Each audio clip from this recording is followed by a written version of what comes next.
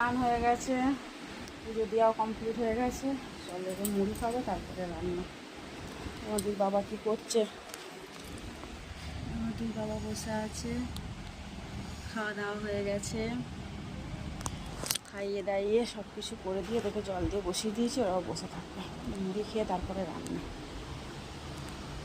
রান্না টান্না কমপ্লিট করে চলে এসেছি আমার দুই বাবাকে ভোগ খাওয়াতে।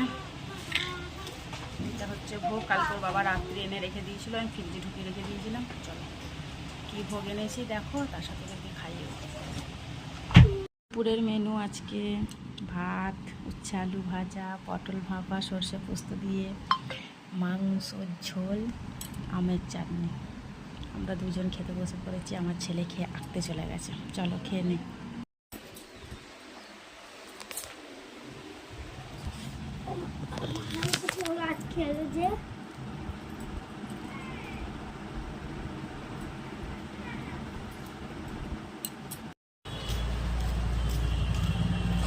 ভাত খাই না।